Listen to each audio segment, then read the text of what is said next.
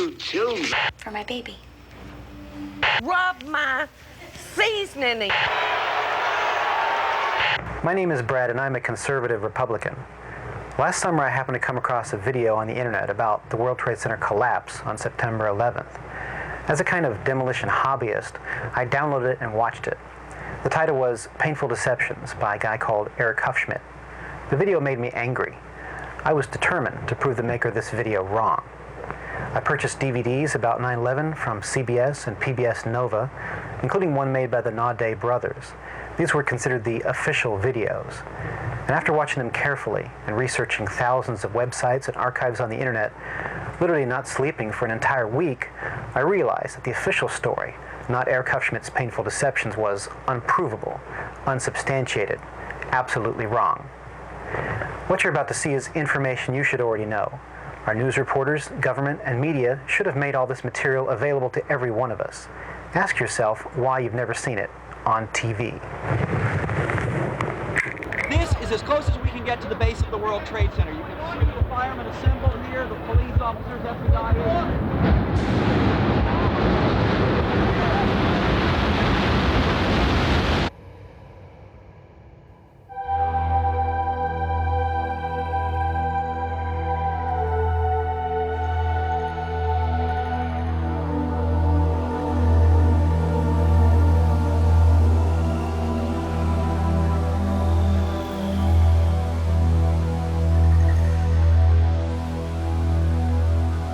On September 11th, we learned that 4 passenger planes were hijacked and taken radically off course. Within an hour, 2 of the planes had flown into the enormous steel towers of the World Trade Center, creating fires and eventually toppling them.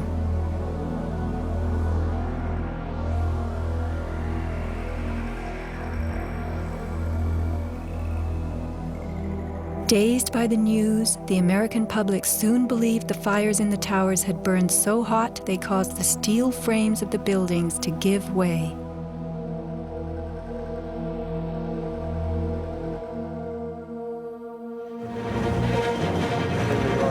A myth developed, fed by official sources through the media to a bewildered audience.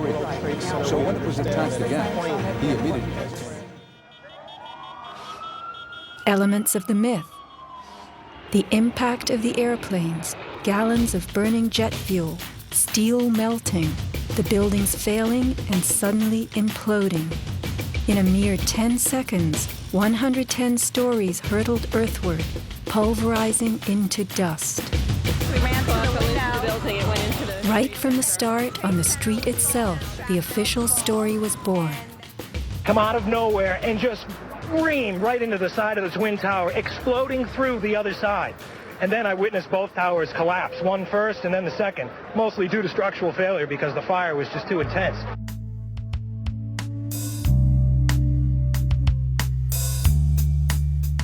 The myth bled into the FEMA report and was echoed by the experts. It was the combination of the impact load doing great damage to the building, followed by the fire that caused collapse. John Skilling and Les Robertson were the structural engineers who designed the streamlined steel frames of the Twin Towers in the 1960s. Because a wayward Army bomber flew into the Empire State Building in 1945, the towers were built with skyscraper crashes in mind. The airplane we were envisioning was the largest airplane of its time, flying slowly and low, lost in the fog. We designed the buildings to take the impact of the Boeing 707 hitting the building at any location. But the aircraft that hit the towers was a Boeing 767, heavier than a 707, fueled for a transcontinental flight and traveling fast. 707s and 767s are comparable. The maximum takeoff weight of a fully loaded 707 is almost 334,000 pounds. As airplanes only carry the fuel load they need, the smaller Model 767s that struck the towers were not, in actuality, maximally fueled or close to their maximum takeoff weight. As for the heat of the fires, listen to the radio communications of these New York City firemen. We got tanks. I saw the pockets of fire. We should be able to knock it down with 2 lines. Where you go that? 78th floor. We got tanks. I saw the pockets of fire. We got tanks. Isolated pockets of fire. 2 water lines to knock them down. FEMA's executive summary relays that much of the fuel in the planes, jet-grade kerosene, was consumed by the initial fireballs and the following few minutes of fire. It then tells us that the burning jet fuel spread between floors and ignited the building's contents, causing more fire and generating heat. This was somehow enough to bring down the tower's 47-column steel core, 236 exterior columns, and thousands of steel trusses all at the same time. Watch the tower smoking in the aftermath of the plane strikes. If you have ever tried to light a wood fire, you will know that smoking logs tell you the fire is not burning successfully. Smoke is the sign of an oxygen-starved fire. The Twin Towers stood for over an hour, smoldering but not flaming. During that time, thousands of people were evacuated by way of the stairwells. Others, trapped by debris, stood in the smoke-filled windows and signaled for help. In fact, the towers did what they were built to do. The building was designed to have a fully loaded 707 crash into it. That was the largest plane at the time. I believe that the building probably could sustain multiple impacts of jetliners because this structure is like the mosquito netting on your screen door, this intense grid, and the jet plane is just a pencil puncturing that screen netting. It really does nothing to the screen netting. The towers were built to withstand 140-mile-an-hour gusts produced by winter storms. Anyone in them on a windy day could feel them swaying. The single impact of a jetliner was no more of a blow than the continued battering of a hurricane. I was just putting my stuff away, and all of a sudden we heard a loud crash, and the building started shaking, kind of moving like a wave. New Yorkers were stunned 1 hour later when the first tower fell. To the best of my knowledge, the considerations of the fuel in the airplane in terms of an explosion or a great fire was not considered. Now, we were not responsible for that aspect of the design. Imagine building expressly for airplane impact, but never thinking of the fuel.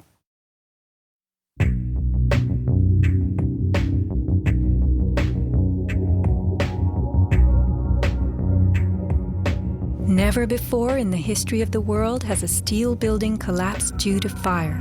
I have not seen, until recently, a protected steel structure that has collapsed in a fire. True infernos have raged hot and long in steel-framed buildings, but not one of the buildings ever came down. In 1975, the World Trade Center's North Tower suffered a nighttime fire that flamed for 3 hours, spreading vertically from floor to floor. It burned twice as long as the fires of 9/11 without even a hint of a building collapse.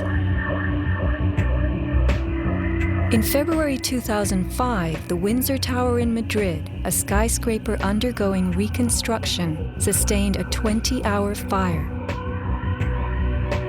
This is what was left, a standing building strong enough to support a crane. Compare a 20-hour inferno to 90 minutes of smoke.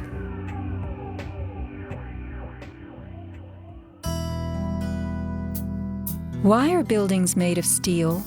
Strong, light, and flexible steel frames offer many advantages over wood and concrete, especially where skyscrapers are concerned. Steel makes big buildings relatively light, with tremendous load-bearing capacity. The upper floors won't crush the floors beneath them, and steel holds up better to weather and fire. Most skyscrapers are built on steel or concrete frames, which is a grid of columns and beams that goes all the way through the building. The World Trade Center was different. It was what engineers call a tube structure. It was a very, very strong mesh of steel that surrounded the exterior. Inside, there was the core, a rectangle of 47 columns made of 4-inch thick steel at the base, thinning with increasing height. The cores combined might with ingenuity, anchoring the towers and allowing them to flex.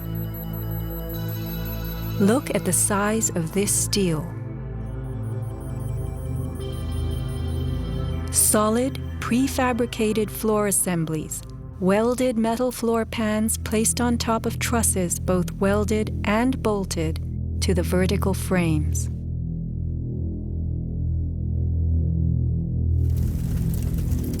The story we were told: this rock-like steel grid gave way because fire warped the trusses, causing the bolts to fail.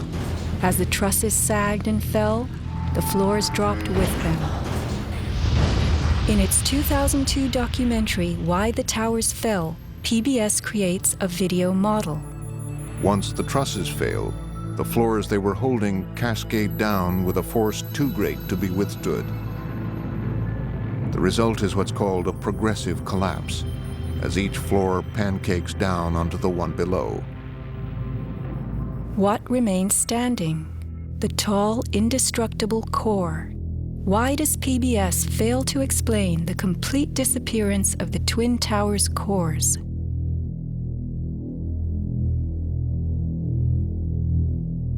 The official story's central thesis is based on heat, temperatures high enough to weaken steel.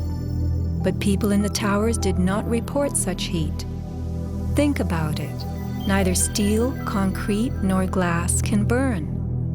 So what in those buildings could have burned to make such heat? How do these firefighters describe the collapse of the North Tower? We started running, floor by floor, instead of popping out. It was if they had detonated. Yeah, as if they were planned to take down a building. Boom, boom, boom, boom, boom, boom, boom, boom. All the way down. I was watching it and running. And others give similar descriptions. At 10:30, I tried to leave the building, but as soon as I got outside, I heard a second explosion and another rumble and more smoke and more dust. And then a fire marshal came in and said we had to leave because if there was a third explosion, this building might not last. Like, it sounded like gunfire, you know, bang, bang, bang, bang, bang, and then all of a sudden, 3 big explosions. Started walking down the stairs, we made it to the 8th floor. Big explosion. Blew us back into the 8th floor. Do you know if it was an explosion or if it was a building collapse? To me, it sounded like an explosion, but it was a huge explosion. Chief Albert Turry told me that he was here after the events that took place this morning. He tried to get his men out as quickly as he could, but he said that there was another explosion which took place, and then an hour after there was another explosion in one of the towers here. So according to his theory, he thinks that there were actually devices that were planted in the building. Reports of bombs in the buildings, explosions. A CBS reporter to Dan Rather. But I was coming toward the World Trade Center looking for CBS crews and asked a firefighter if he saw any. All of a sudden, there was a roll, an explosion, and we could see coming at us a ball of flame stories high. Listen to the sound of a large explosion right before the South Tower begins to fall.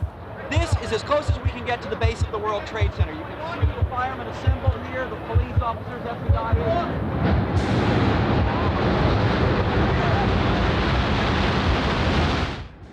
Sound reaches us after what we see. If the boom we just heard was the sound of the building collapsing, it would follow the collapse. Instead, the boom is heard before. Whoa, whoa, whoa. bring it back.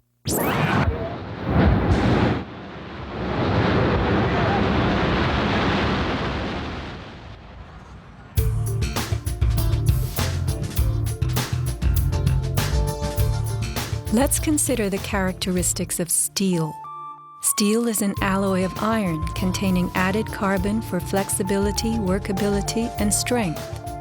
In the days of old, blacksmiths heated iron till it was red and pounded it for hours to form it. Horseshoes, knife blades, and plowshares were typical creations. Steel was introduced in the mid-1800s, and by the end of the century, with the advent of the blast furnace, found widespread commercial use. A blast furnace is known as a controlled environment. High temperatures are reached as oxygen is pumped into a closed space. How and when does steel melt? Steel melts at temperatures of 2,750 degrees Fahrenheit and above, attained only in a blast furnace or when a powerful incendiary such as thermite is used. Steel or any substance that is burned will never become hotter than the temperature of the fire or heat applied to it. An open-air hydrocarbon fire reaches a maximal temperature of some 1,200 degrees Fahrenheit in a dirty or uncontrolled burn, characterized by red-orange flames. Red-orange flames are what we saw on September 11th. Even the fireball caused by the plane strike was red-orange.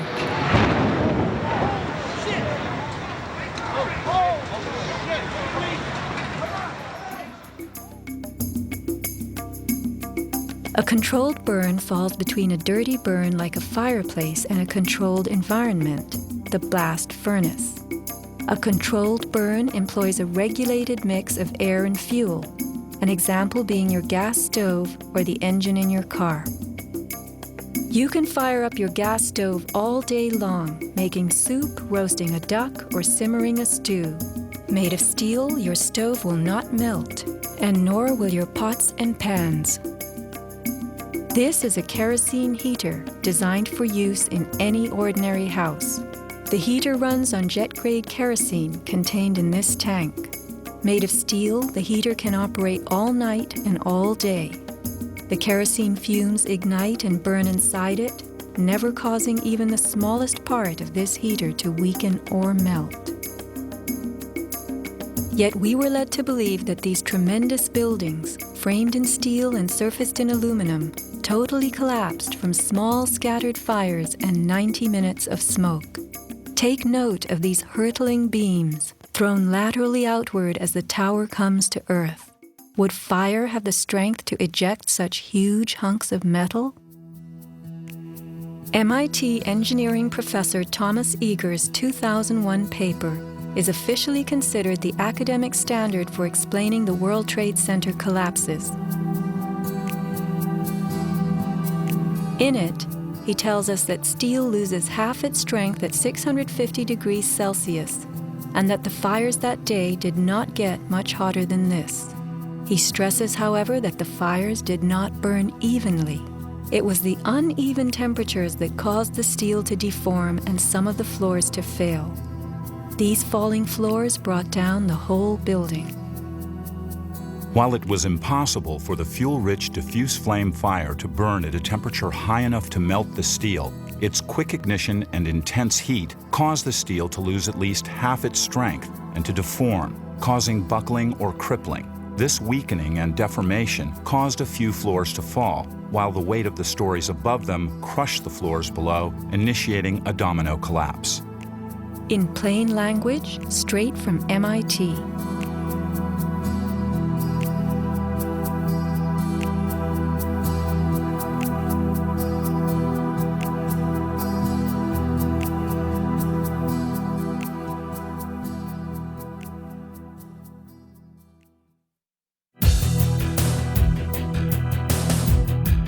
What do falling buildings look like?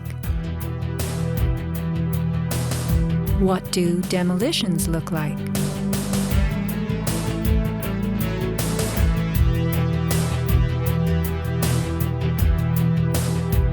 We are seeing typical implosions, characterized by gutting a building's base and then pulling it into itself. Computer-controlled sequencing fires the explosives in a rapid wave.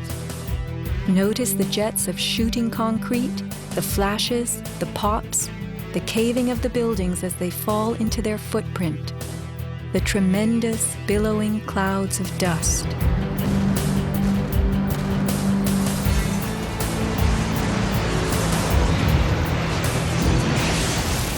Now let's look at the collapse of the Twin Towers.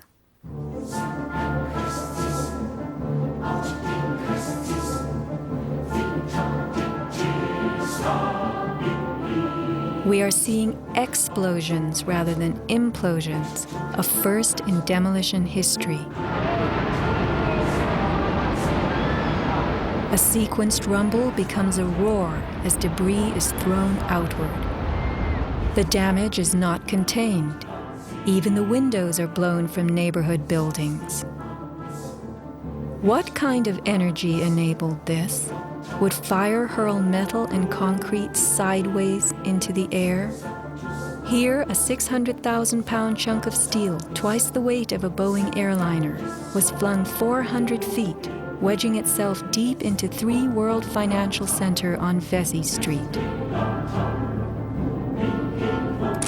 A FEMA photographer taking pictures of Ground Zero wondered why so many steel beams were jutting from neighborhood buildings. What shot pieces of the towers all the way across the street?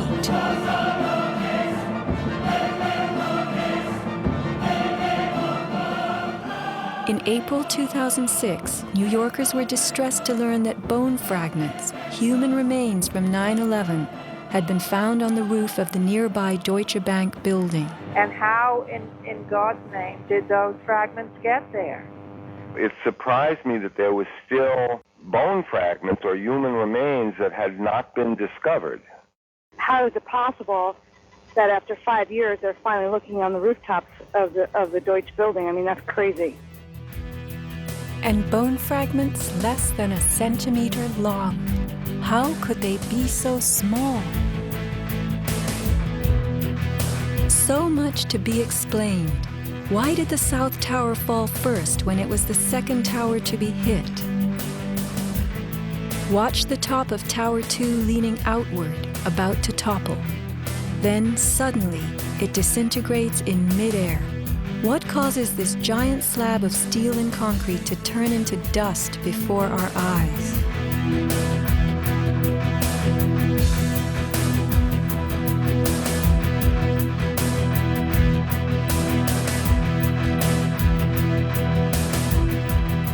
Watch both buildings collapsing straight down, directly into the path of most resistance, which is all the floors and all the mass of the building itself.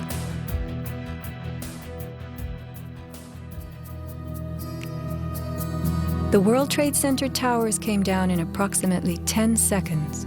Seismic data from Columbia University puts the North Tower collapse at about 8 seconds and the South Tower at approximately 10. Lynn Simpson, a survivor from the 89th floor of the North Tower, describes the site. And I saw the Trade Center literally collapse in upon itself, floor by floor by floor, and it took seconds for it to happen. It was a massive building, and it just pancaked. 10 seconds. These are 110-story buildings coming to Earth at free fall speed, the rate at which an object drops through air. The lower floors would need to give way completely as the floors above them fell. Can a person walk through a closed door as quickly and smoothly as one that is open? A 10-second collapse means the upper floors encountered no resistance from the undamaged floors beneath them. Watch the demolition wave rushing straight down.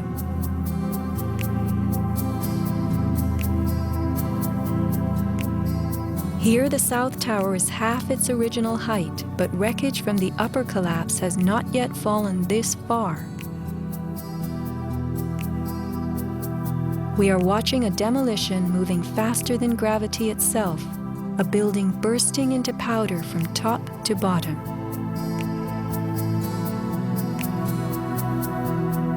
Here, the core of the North Tower finally gives up. 700 remaining feet of giant steel columns, among the strongest ever erected. What force acts upon the core to make it all of a sudden disappear?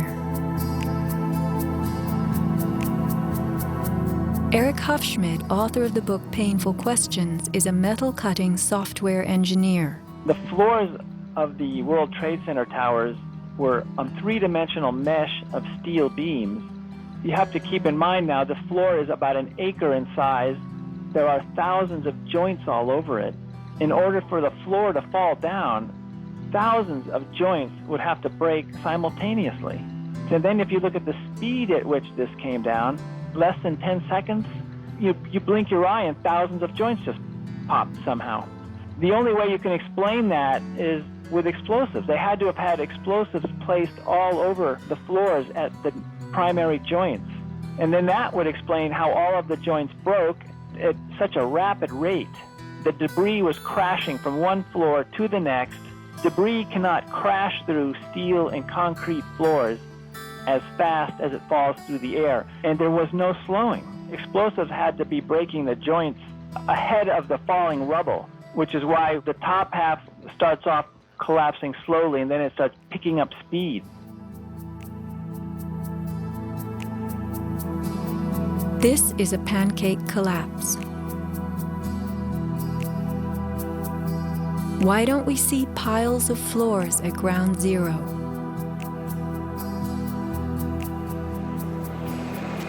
And paper blown everywhere.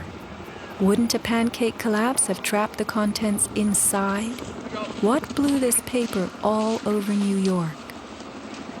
If you were to drop a billiard ball from the top of the Twin Towers, it would hit the ground in just over 9 seconds, the average time it took for the towers to fall. Helped by gravity and falling through air, the ball will gain speed. The calculation for a pure pancake collapse of 110 stories, with each floor pulverizing to get out of the way, is 96 seconds. In the real world, with the floors creating resistance, a pancake collapse would lose speed. Never would it gain speed.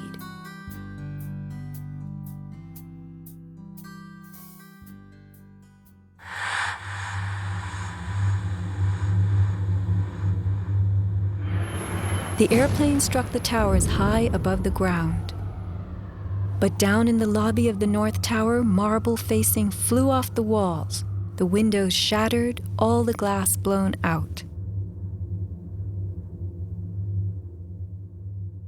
Right away, a guy from the Port Authority told him the damage was somewhere above the 78th floor. But all you had to do was look around. It was obvious. Something had happened right there in the lobby. You just saw that all the windows were blown out. The lobby looked like the plane hit the lobby. Like the plane hit the lobby. What caused so much wreckage in the lobby?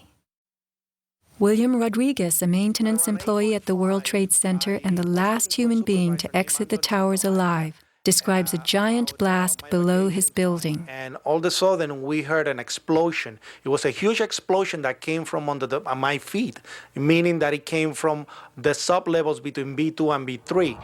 And then there was a huge explosion at the top of the building. You could hear the difference from the bottom and all the way through the top. The one from the top, which was actually seconds after, was heard very far away. The one at the basement was pretty loud, and you felt your actual feet moving with the floor. The tremor that is sent through the floors, that the walls cracked and the false ceiling totally collapsed. And that's when a person named Felipe David came running into our office saying, "Explosion, explosion, explosion." And when I saw him, he has all his skin pulled from under his armpits and missing pieces on his face. An explosion deep down in the tower before the plane crashed 95 floors above. Others lived to report enormous explosions below the towers. Construction worker Philip Morelli was in North Tower sub-basement 4 at the time of the first plane strike. I go downstairs, the foreman tells me to go to remove the containers. As I'm walking by the main freight car of the building, in the corridor, that's when I got blown. I mean, the impact of the explosion, of whatever happened, it threw me to the floor, and that's when everything started happening. Blown to the floor. Let's hear what happened next. I was racing, I was going towards the bathroom. All of a sudden, I opened the door, I didn't know it was a bathroom, and all of a sudden a big impact happened again. And all the ceiling tile was falling down, the light fixtures were falling, swinging out of the ceiling. And I come running out the door, and everything, the walls were down, and now I started running towards the parking lots. There was a lot of smoke down there, there was a lot of people screaming. People came with us running up the ramps. Philip then ran underground to the South Tower. You know, you got to go clear across the whole from 1 to 2 World Trade Center. You know what I mean? That's the way you got to run. And then all of a sudden it happened all over again. Something else hit us to the floor. Right in the basement, you felt it. Walls were caving in, everything that was going on. I mean, I know of people that got killed in the basement. I know of people that got broken legs in the basement. People that got reconstructive surgery because the walls hit them in the face. Engineer Mike Pecoraro in the 6th sub-basement found the parking garage and machine shop reduced to rubble.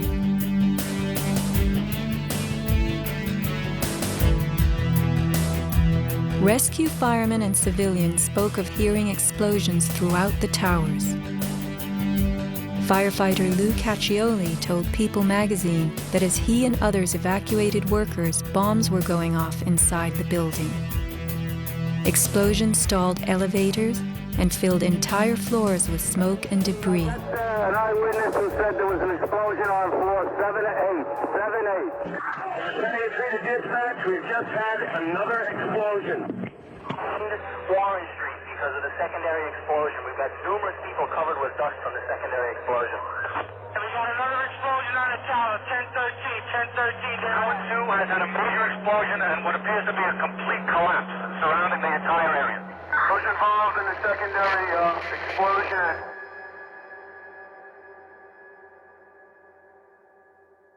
William Rodriguez, helping the firefighters, reports blasts within the North Tower well before it fell.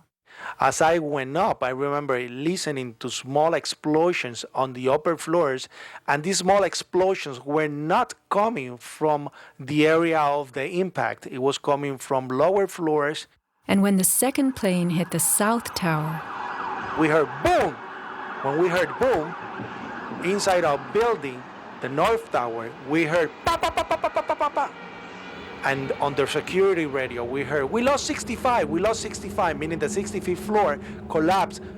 And as we went down the stairwells, you could hear the actual collapsing inside the buildings. You heard rumble, you heard the cracking of the walls, I mean, pieces falling right next to us of the actual building.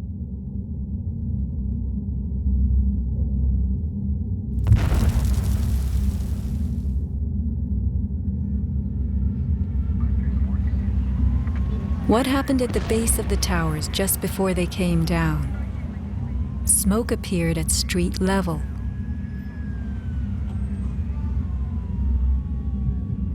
This video was shot from New Jersey. An explosion is heard as white smoke rises at the base of the building. Now people are gathering in large groups. In fact, at one point, smoke was coming from the city. Folks stepping out of bodegas.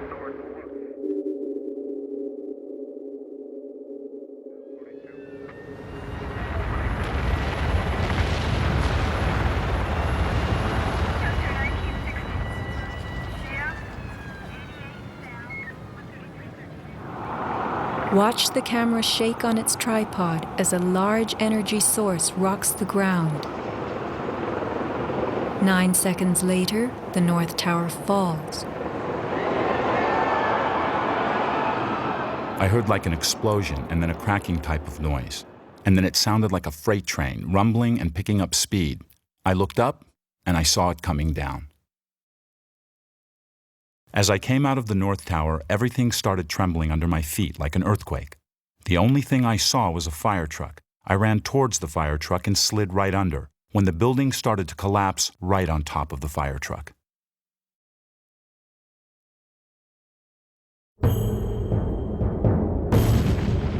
Across the Hudson River, Richard Siegel was filming an astonishing day. The sound meter of Richard's camera caught something very significant. Adjusted for the distance involved, as sound travels more slowly than what we see, the camera registered multiple explosions in the towers. Here is the South Tower record.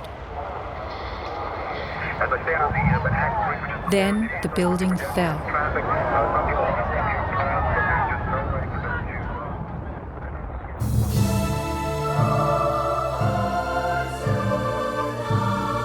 Let's look carefully at the collapse itself. Notice the puffs of concrete issuing from the sides of the building well ahead of the collapse wave.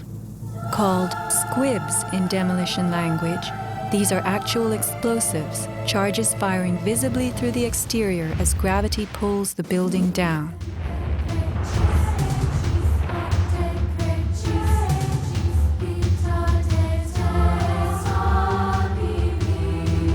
Here are more.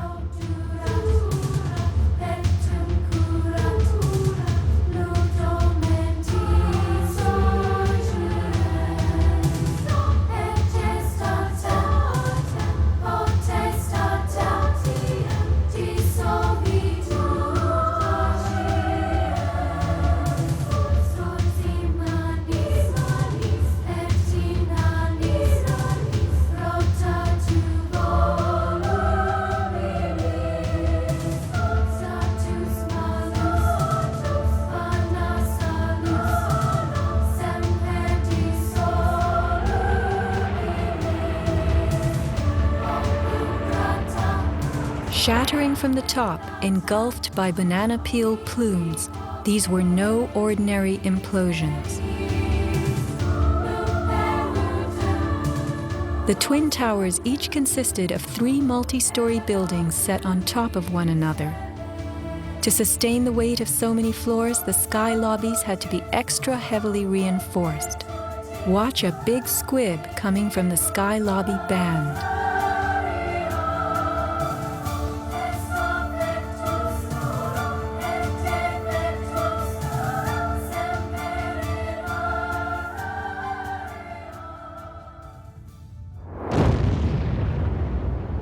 A powerful blast produces what is called a shock wave.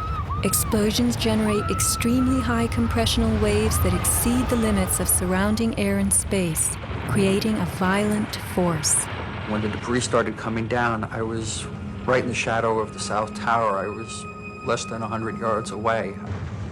Everybody saw the video over and over again of that cloud chasing people down the street. It was like a tornado. It was like being hit by a wave at the beach, but the wave was intense, it was hot, it was noisy. It was like getting hit in the back by gravel, rocks, like somebody had picked up handfuls of rocks and was just throwing them at you. And the noise kept coming and coming, and one second I was running, and the next second I was flying. I was just, I had no control over my feet, no choice as to what direction I was going. I was in the air, and it seemed like I was being followed by this tornado of darkness. The South Tower fell first. This is the shockwave blast as it rocks the tower next door.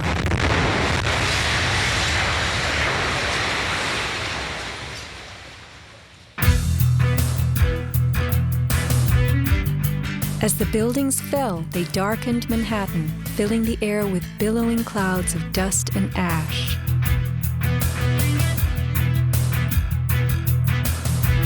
What produces these huge, scudding, cauliflower-like masses of slowly moving dust? True, a 110-story building has just been reduced to 1 million tons of rubble. But is there anything in our experience we can compare it to? A volcano.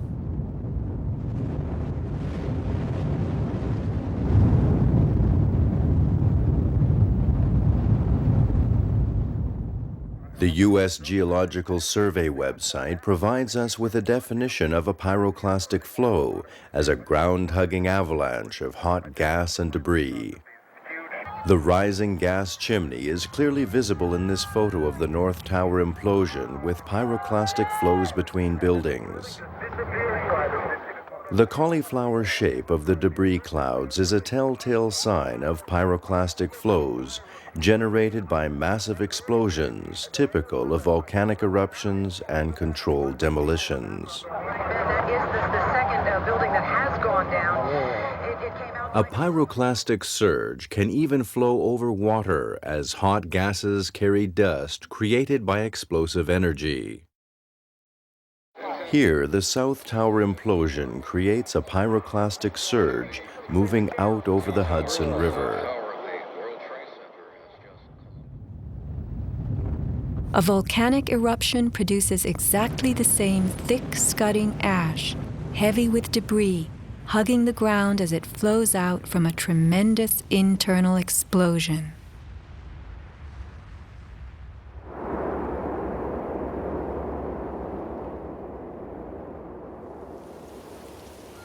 On the southern tip of Manhattan, surrounded by water, huge retaining walls were built below the World Trade Center to hold back the ocean and Hudson River.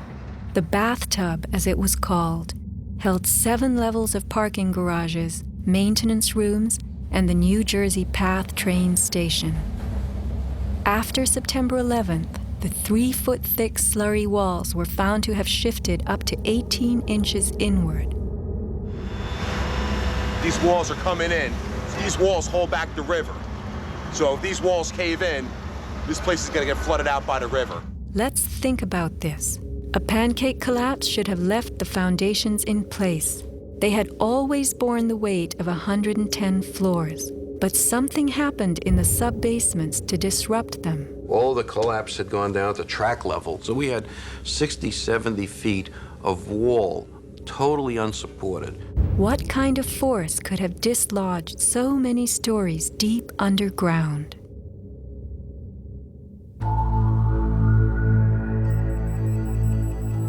The pile itself seemed to have a life of its own. It spewed fire when we dug into it. The ground continued to burn. Les Robertson publicly reported that 3 weeks after the collapse, live fires burned and molten metal still flowed underground. You see how this debris is still smoking? That's from the fires that are still burning. 8 weeks later, we still got fires burning. Steel-toed boots is one of the biggest things. Out still on the rubble, it's still, I believe, 1,100 degrees. The guy's boots just melt within a few hours. In November 2005, physics professor Stephen Jones of Brigham Young University published a 25-page treatise on the collapse of the Twin Towers and Building 7, applying the laws of physics to the official story. From an interview on MSNBC. As we read in the FEMA report, it says here, and I put this in my paper, of course, the best hypothesis, which is the only one they looked at, fire, has only a low probability of occurrence. Further investigation, analyses are needed to resolve this issue, and Professor, I agree with that. I am sorry that we are out of time, and I'm not sure that... Whoa. One other thing I want to mention about... Okay, if you can hit it, okay, with it quickly. All right. Okay, here we go. Molten metal in the basements of all 3 buildings. Right. And yet all scientists now reasonably agree that the fires were not sufficiently hot to melt the steel. So what is this molten metal? It's a direct evidence for the use of high-temperature explosives such as thermite. Thermite produces molten iron as an end product. Okay. We appreciate your coming on, even if I don't understand your theories. We appreciate you trying to explain them. Thanks. Professor Jones barely got in his mention of thermite.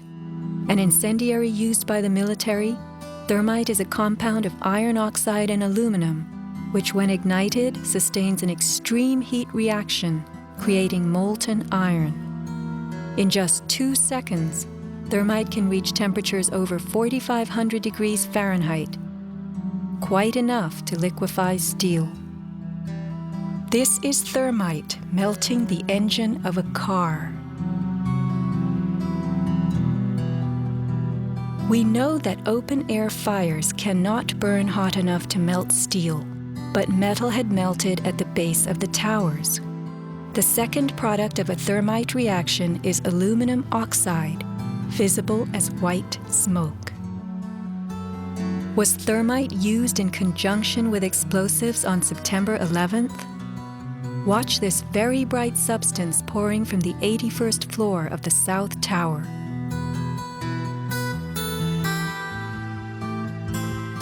And white smoke appeared at the base of the building. Would this be aluminum oxide, the byproduct of a thermite reaction?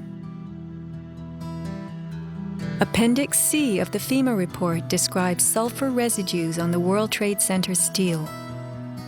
The New York Times called this the deepest mystery of all. Sulfur slightly lowers the melting point of iron, and iron oxide and iron sulfide had formed on the surface of the structural steel. Sulfur used with thermite is called thermate, producing even faster results.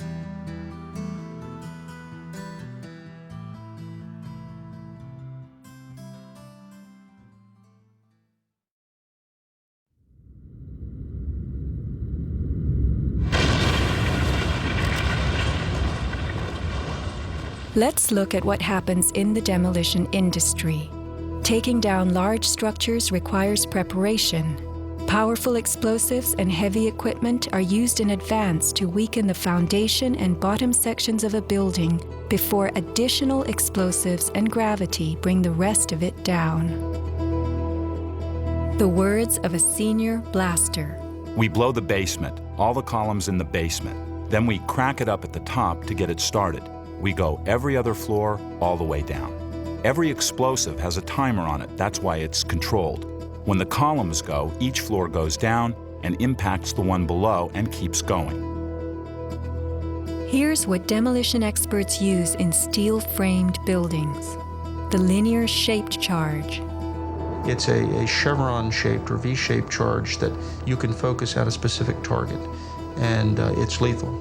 It generates around 3 million pounds per square inch pressure at a speed, depending on the explosive inside the shaped charge, in excess of 27,000 feet per second.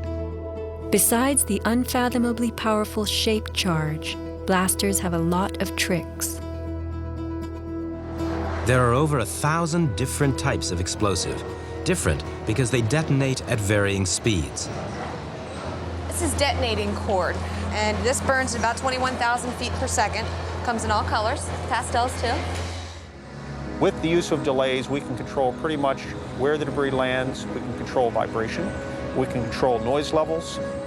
Timing and delays are the key to just about everything in our business.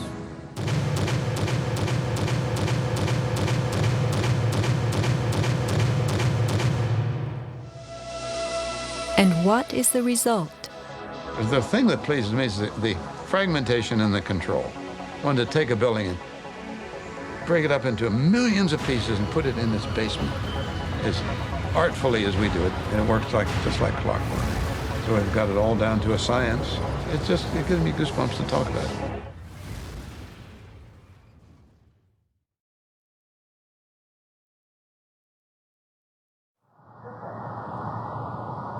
With the underground explosions intended to blow out the Twin Towers' basements, followed by blasts heard inside the buildings of shaped charges slicing the core. Because of the secondary explosion, we've got numerous people covered with dust from the secondary explosion. Demolition pre-weakening usually takes place well in advance of the final blast, but at the World Trade Center, critical prep work might have had to occur in a very compressed time frame in the panicked aftermath of the plane strikes.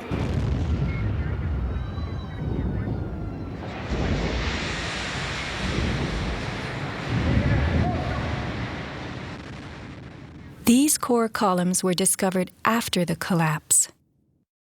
The angled cut occurs in exactly the manner that shaped charges slice through steel beams to control the way they fall. Notice the hardened, once liquid metal. Was thermite used with the shaped charge? The job of the shaped charge is to cut steel H-beams. The way we do this is by cutting the beam at an angle, which through a series of beams cut at the same angle will tend to make the building shift over and walk. Let's look at the rubble of two 110-story buildings brought to the ground. In a 7-story crater lie nearly 2 million tons of debris. Had the basements not been blown out, where would 2 million tons have gone? Heaped on the ground, ready to slide and spill? The art of controlled demolition.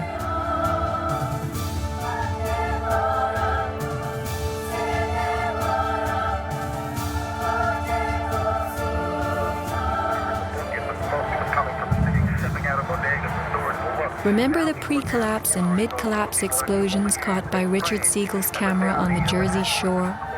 Were these the blasts that took out the core and upper basements?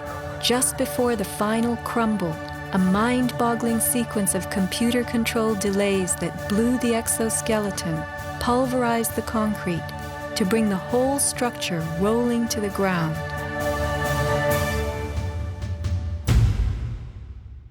Was this the story of that day? Inside our building, the North Tower, we heard pa pa pa pa pa pa pa pa pa. And on the smoke was coming from the city. Smoke stepping out of bodegas and stores below.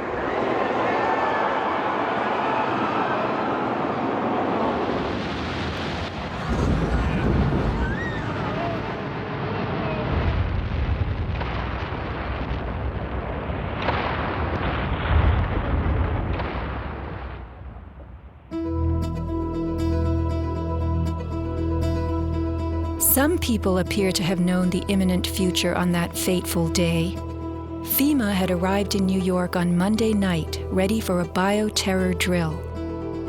Spokesman Tom Kenny to Dan Rather. To be honest with you, we arrived on late Monday night and went into action on Tuesday morning. And not until today did we get a full opportunity to work the entire site other than the spot at Church and Day to which we were deployed. And Rudy Giuliani, mayor of New York, tells ABC's Peter Jennings that he was aware the towers would be coming down. What is going on now is a massive rescue effort. Do you believe it's hundreds or thousands? I really don't want to say right now, Peter. I think it's going to be a horrible number. I saw people jumping out of the World Trade Center. I saw some of the firefighters who I know going into the building. And we were in a building in which we were trapped for about 10, 15 minutes. And we set up headquarters at 75 Barclay Street, which was right there with the police commissioner, the fire commissioner, the head of emergency management. And we were operating out of there when we were told that the World Trade Center was going to collapse. The World Trade Center was going to collapse. It was going to collapse. It was going to collapse. Similarly, Larry Silverstein, new leaseholder of the World Trade Center, regretfully declared that a decision was made to pull Building 7 by the end of the day, the last structure added to the World Trade Center complex. Let's hear Mr. Silverstein's actual words, delivered for our benefit in the 2002 PBS documentary America Rebuilds. I remember getting a call from the fire department commander telling me that they were not sure they were going to be able to contain the fire. And I said, we've had such terrible loss of life. Maybe the smartest thing to do is pull it. And they made that decision to pull, and then we watched the building collapse.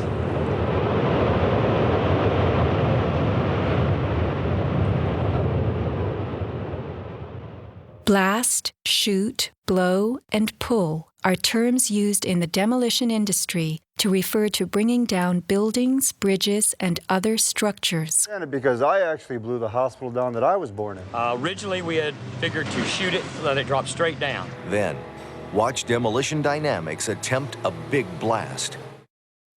And from Ground Zero's own post-disaster wrecking crew. By mid-December, the Department of Design and Construction had leveled World Trade Center buildings 4 and 5. Hello?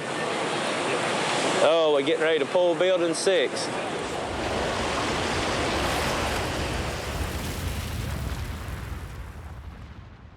Silverstein, a commercial real estate tycoon with international political connections, acquired a 99-year lease on the World Trade Center complex in the spring of 2001. Throughout the summer, he reworked the insurance policies on his new property, making sure that it was covered for acts of terrorism. Explicit in the lease agreement was Silverstein's right to rebuild the complex if it were destroyed. After 9/11, Mr. Silverstein fought his insurers in court to obtain double his policy limits for the destruction of his property, maintaining that the double hijacking constituted 2 disasters caused by terrorists, not just one. He won and was awarded over $7 billion, a magnificent return on his original $15 million investment. My first reaction is to think about the families of those people, the tragedy, the magnitude of it. However, I firmly believe that we should rebuild.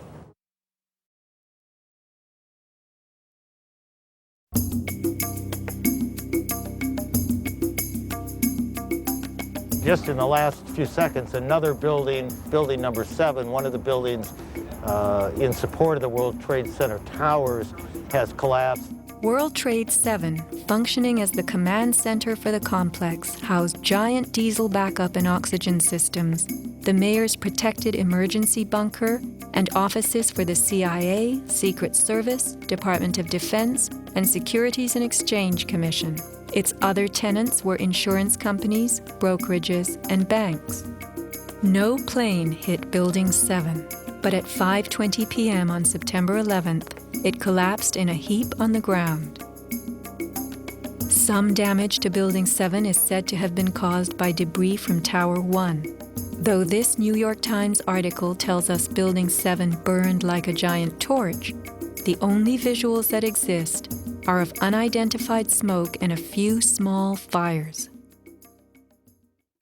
Compare this to the wallops sustained by World Trade Center 3, 4, 5, and 6. Positioned right below the towers, damage to the surrounding World Trade Center buildings was infinitely worse. Still, the structures held up. But somehow, rescue workers knew that Building 7 would fall. You hear that? Keep your eye on that building. It'll be coming down soon. A 47-story skyscraper, Building 7 folded neatly in 6.5 seconds, a textbook descent right into its footprint. Silverstein Properties now tells us that its owner was referring to the team of firefighters inside the building when he spoke of the decision to pulling the firemen out of harm's way. However, there were no firefighters in Building 7, according to FEMA, NIST, and Fire Chief Frank Fellini. They were ordered out at 11:30 that morning. 6 hours later, the building came down. You know, we heard this sound that sounded like a clap of thunder.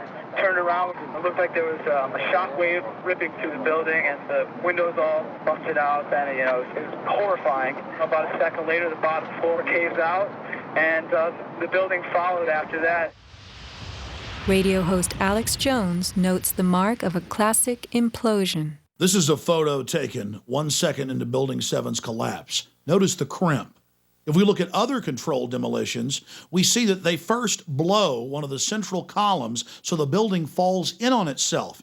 If you don't do this, the building falls outward and can damage surrounding structures. Building 7 had a classic crimp or wedge. Its central column was blown out first, so it didn't structurally damage buildings just a few feet away from it. Remember the mayor's emergency bunker? Ensconced on the 23rd floor of Building 7, it was retrofitted with superglass, water, oxygen, and its own generator. But Mayor Giuliani chose to find emergency shelter elsewhere on September 11th. Why Building 7? Even the media and its experts were confused. The History Channel interviews structural engineer Ramon Gilsans, who points out the obvious crimp and even speaks of the implosion. Engineers are not just focusing on the Twin Towers. The most disturbing structural event was not that the Twin Towers fell, but that Tower 7, ignited by flying debris, fell due to fire alone. Building 7 was a steel frame building, and is the first steel frame building that has collapsed due to fire. The failure of the building was an implosion, so it failed completely different than Towers 1 and 2, in which the floors failed first. Why Building 7? Let's ask the question again. As the WTC Command Center, was it the hub for the 9/11 plan? Also, in 6.5 seconds, lost forever were thousands of SEC case files on corporate fraud, including those relating to the notorious activities of giants WorldCom and Enron. A few indictments for stock fraud, but what of the $70 billion California electricity swindle? It disappeared.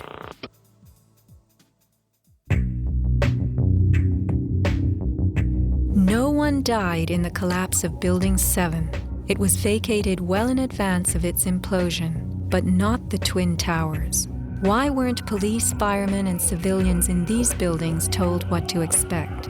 Tragically, employees in the towers were advised to return to their offices. The announcement came on that everything was fine. Tower 1, they were evacuating, but Tower 2 was fine, and we could go back to our offices. We were about to go through the turnstile. The security guard says, "Where you guys are going?" I said, "Well, I'm going home because I saw fireballs coming down." He said, "No, your building is safe. It's secured. It is safer to stay in your building. Go back to your office." Stanley Prayamnath returned to the 81st floor. Then, I just happened to raise my head looking straight towards the Statue of Liberty, and what I saw was a giant airplane coming straight towards me. the South Tower was hit between the 78th and 84th floors. Trapped on the 81st floor by crushing debris, Stanley was rescued by Brian Clark. Slowly and painfully, they made their way down a stairwell to freedom. Outside, Stanley had a feeling of uncanny prescience for what was to come. And we peered through the railing, up through the trees at the tower, and Stanley said, "You know, I think that tower could come down." And I don't know why I'm telling this man this building is going. But I knew it was not over. I said, "There's no way. That's a steel structure. That's just draperies and carpets and furniture burning. You know, there's no way." And I didn't finish my sentence when the tower started to slide. And I can still remember hearing, first of all, this boom, boom, boom explosions.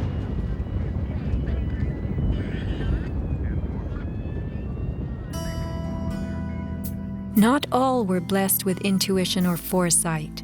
Joseph Milanowicz reached his son Greg by cell phone. Greg at that time, I could tell by his voice, was scared. He said to me, "Dad, can you get in touch with someone and tell them that there's about 20 of us on the northeast corner of the 93rd floor." Greg had been about to leave the South Tower after the North Tower was attacked, but was told it was safer to return to his desk. A couple of times he said, "Why did I listen? Why did I listen?" Who was a director in the company that provided electronic security for the World Trade Center and Washington's Dulles Airport, both involved in September 11th? None other than the president's younger brother. From 1996 to 2000, Securacom installed what was referred to as a new security system at the World Trade Center. Wirt D. Walker III, a cousin of the Bush brothers, was CEO of Securacom from 1999 until 2002. Interestingly, these facts have not been made public. Was it only a security system that was added during those years, or was it also the wiring for a long-awaited plan? Scott Forbes, an IT specialist in a firm that had leased space in the South Tower since its erection, reported an unprecedented power down in his building for almost the whole weekend prior to 9/11. We were notified 3 weeks in advance of the power down by the Port Authority. That was relatively short notice to plan to shut down all of our banking systems. It was a big deal. It was unprecedented. We had a data center on the 97th floor, so our originating servers were all there. During that weekend, the power down meant that there was no security. The doors were all open, basically. And also the security video cameras were all off. But they were guys in overalls carrying huge toolboxes and reels of cables walking around the building on that weekend. Employees were notified that internet cables were being upgraded. But who were the strange workmen and what were they really doing? All the power was shut down. If there was a power down, that meant that everything was gone in terms of security, in terms of access to the building. So anybody could have gone there and do any kind of setup. Having worked overtime to get his company's servers back up, Scott took the day off on September 11th. As he watched the towers collapse from New Jersey that morning, he was sure this had been the purpose of the mysterious weekend work. Scott notified many authorities, including the 9/11 Commission, about the unusual and lengthy power outage, but was ignored. Ben Fountain of Fireman's Fund spoke of unusual evacuations ordered at the Twin Towers during the weeks before September 11th. Others reported that the security alert was inexplicably lifted 5 days prior and bomb-sniffing dogs were removed. What would the dogs have discovered had they remained on duty?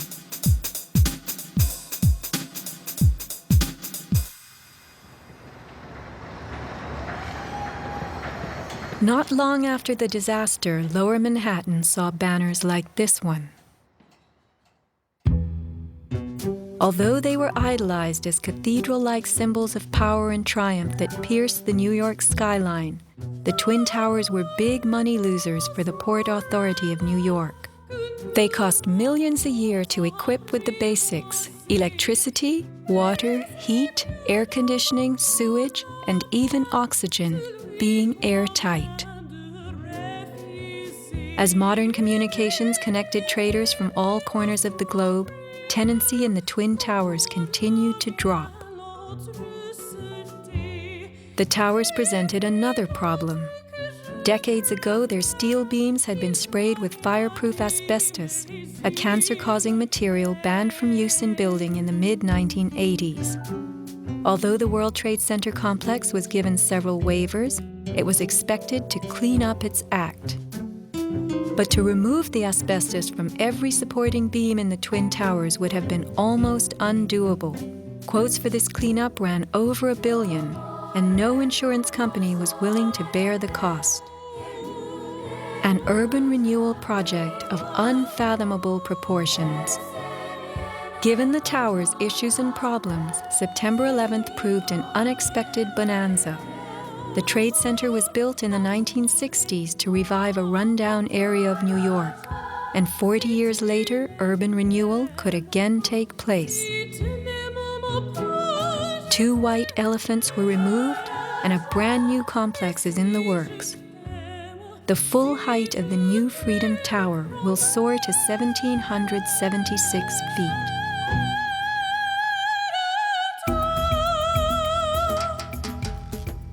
The suffocating dust that engulfed Manhattan was much more than dust.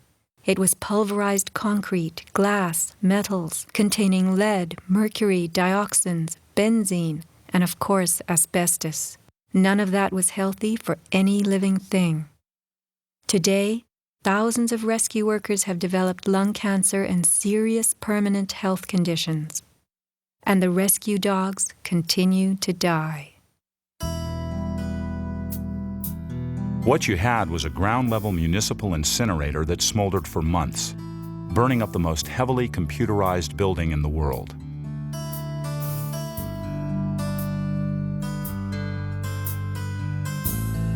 Patients have had black paste coming out of their pores. They have reported bowel movements that are blue or green and have smelled like smoke, despite the fact that they have not been at a fire scene for months. Only 3 days after September 11th, Washington instructed the EPA to declare Manhattan safe and reopen Wall Street, though the air remained toxic.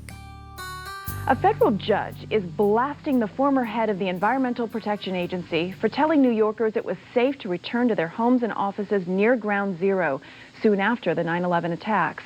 The judge called Christine Todd Whitman's actions, quote, conscience shocking, and refused to grant her immunity. It was documented that the White House ordered EPA to tell these lies, to downplay the seriousness of the environmental hazards. In addition, 9/11 first responders who have fallen ill and applied for aid have been denied.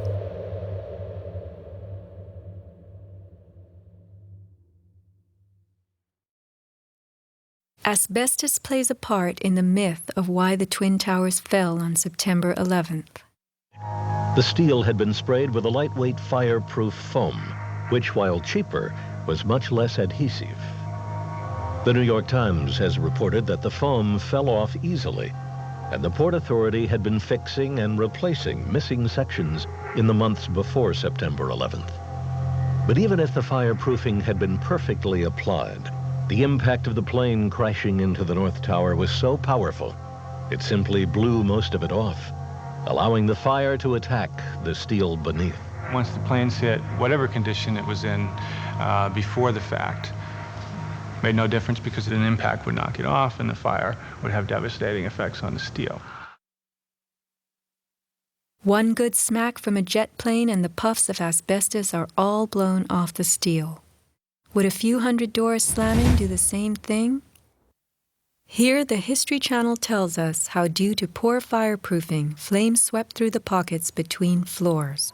As much of the fireproofing had been dislodged on impact, the flames were attacking unprotected steel. When steel is not protected, the strength reduces very fast. When you get to about 1100 degrees Fahrenheit, you lose about half the strength of the steel. The fire inside the towers may have reached temperatures of 2,500 degrees Fahrenheit. The New York Times has reported what happened to those steel floor trusses then. The steel did heat up and it became softer and softer, almost like licorice. And eventually, all the steel had been weakened in this zone. 40 years ago, the steel used to build the World Trade Center was certified by Underwriters Laboratories, a global product compliance and public safety guardian. Let's hear a lone voice that spoke out from this enormous company. My name is Kevin Ryan, and I'm formerly a manager at Underwriters Laboratories. I was fired from my job 5 days after sending a letter to a government scientist at the NIST, questioning the report that the NIST had recently released in October of 2004. I wrote this letter because I had serious questions about what I saw in the report. Those questions went back to September of 2001 when UL's CEO came to our location in South Bend. He told our entire staff that the World Trade Center steel had been certified by UL, and he said that we should be proud of how long the buildings had stood. Over the next 2 years, I did some research and found some very disturbing facts, including that the steel had been disposed of in an unprecedented manner.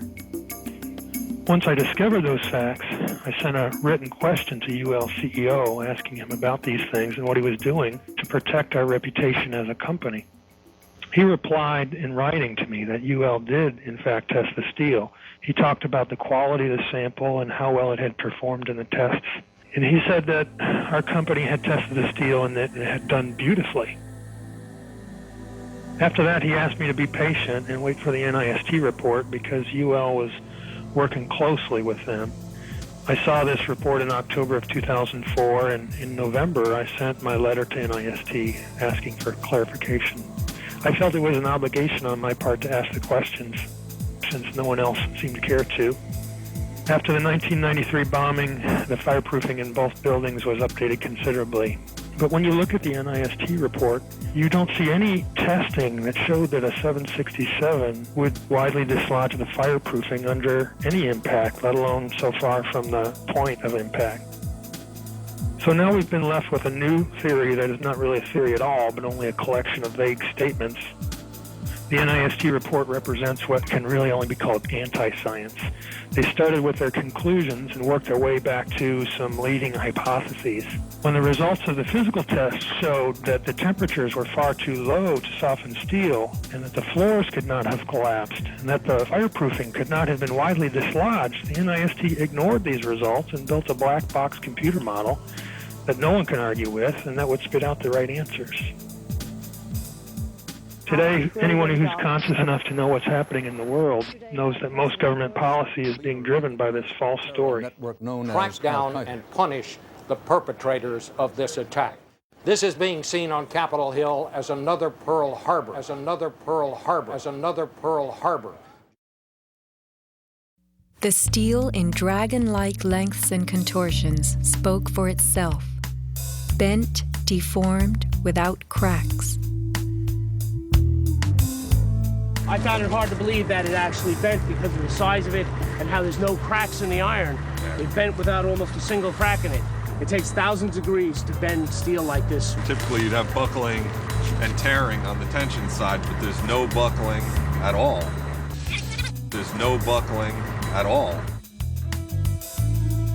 Here is the meteorite, molten iron fused with concrete. And architects, engineers, people who work with steel, welders have just never seen the level of destruction and the level of deformation of this material in our lives. It is true that heat expands steel. In a fire, steel members may swell and bend slightly. But this, how could these huge tangles have been created? The steel below the towers had melted at many thousands of degrees. Since metal conducts heat, were these twisted remains formed by high temperatures wicking their way through a gridwork of steel?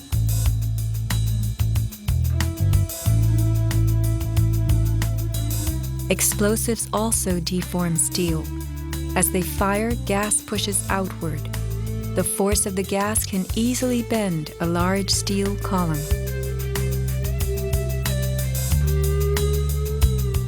Two kinds of debris, huge shattered columns that could break a truck, combined with matter that was near pulverized. You have two 110-story office buildings.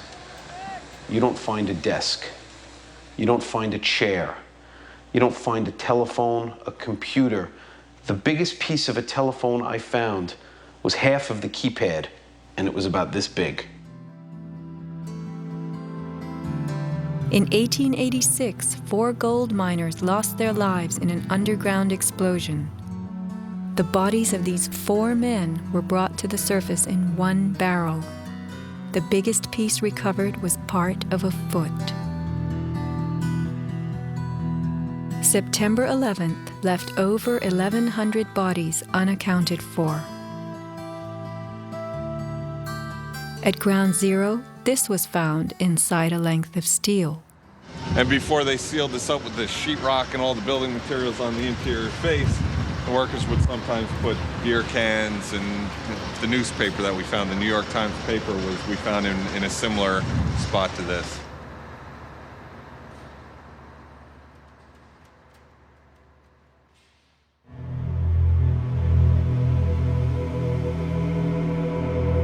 Secrets cannot be kept forever. Just as that newspaper from 1969 revealed itself to us decades later, we will someday know the inside of September 11th. The reasons for the staging of such a production go far back into time. Insurance policies covered nearly everything in the World Trade Center that was destroyed. But what if certain commodities could be removed in the nick of time?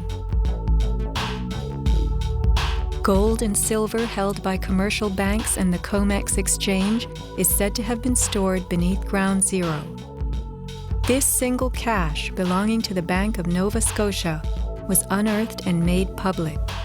Was there more, and was it removed, remains a question. As last survivor William Rodriguez climbed the stairwell to rescue people, He remembers a very strange thing.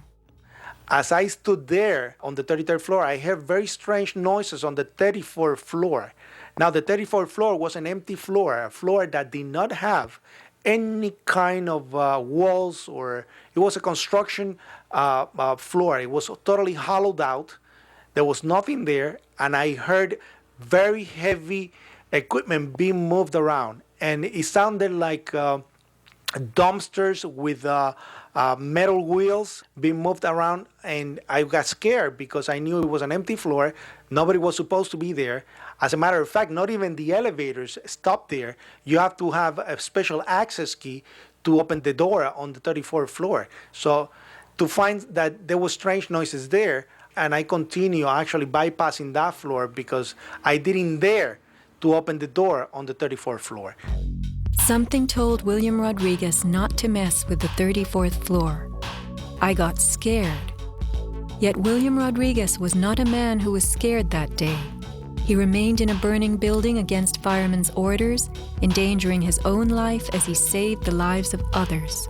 What could have been happening on the 34th floor? For weeks, Scott Forbes had heard similar noises on the 98th floor above him. It must have been at least 4 to 6 weeks before 9/11.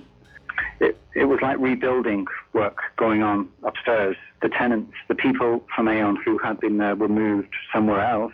The offices were just vacant. And there was a lot of heavy machinery building work going on. It was almost like pneumatic drills and lots of hammering, so much so that the floors were shaking. That's how noticeable it was. It was almost as if something heavy was being moved and then it was being taken off wheels, and it was like, boom. Our floor underneath literally shook. You could feel the weight above you. That was how large it was. On one occasion, I opened a door to see what was going on, being nosy. When I opened the door, the whole office space was empty. There was nothing there at all. It was quite bizarre because it was just empty. Completely empty, barren, nothing, zero. Not even cables hanging from the ceiling, but there'd been these heavy noises and vibrations up above. It was really strange. And the noticeable dust in the building the week before. It was probably the week leading up to 9/11. Every morning I'd come in around 7 a.m. and the dust was incredible. It was filthy. It was like the cleaners weren't cleaning. Right where the windows were, there was a sill which enclosed radiators. I was sick to death of the dust which was appearing on the windowsills. It was dirty grey and very, very noticeable in that week leading up to 9/11. Where was that dust coming from? Grey dust Scott himself had to clean. Was it powdered cement? The steel columns of the Twin Towers formed an endo and exoskeleton. Had something been placed around the edge of the building, holes been drilled to contain it? Was the dust in those final days a telltale sign? As white elephants, the buildings were full of vacant offices. Tenants could be temporarily moved around for upgrades as Aon was, and a plan arranged to perfection. Was the strange construction that could be heard but not seen going on all over the towers? Larry Silverstein took possession 6 weeks before September 11th, when the strange construction began. Were the sounds that scared William Rodriguez the last of the rats as they left a sinking ship?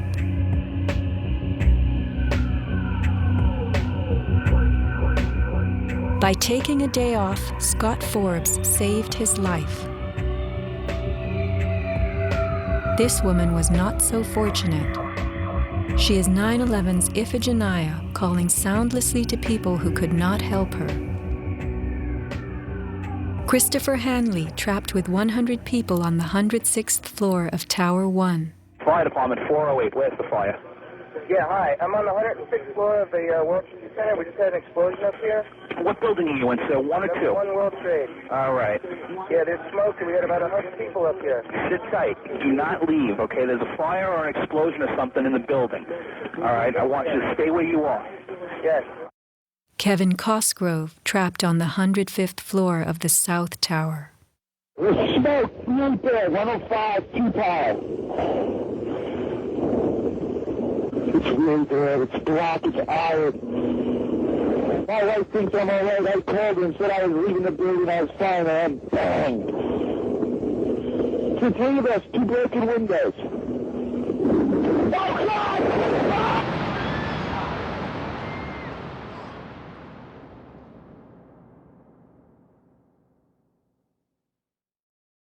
Let's not forget these people whose fate on this day was decided for them. As we know, secrets cannot be kept forever.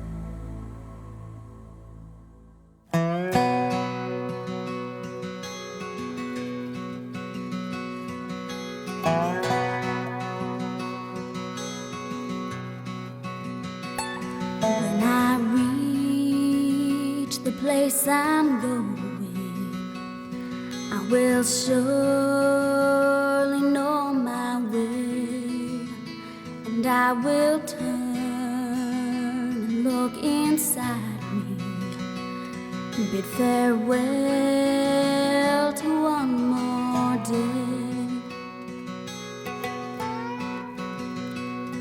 Every light begins with darkness. Every flower is once a seed, and with the sun and wind to taste us, we are bound to be released. I will fly beyond this valley. I will open up the gate, and when I reach the place I'm going, I will surely know my way.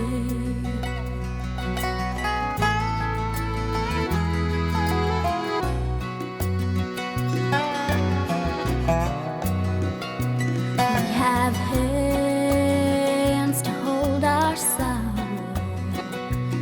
We have tears to heal the pain. And though your eyes ask many questions,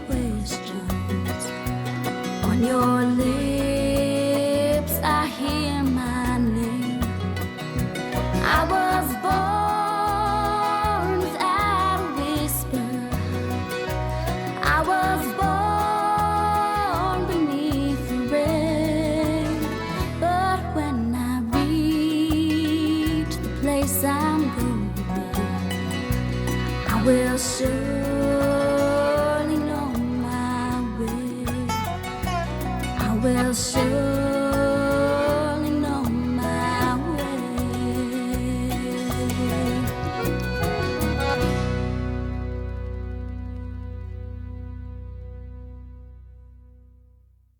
So are you tired of editing? Me? Yes. No. Are you filming me? You are, huh? Mm-hmm.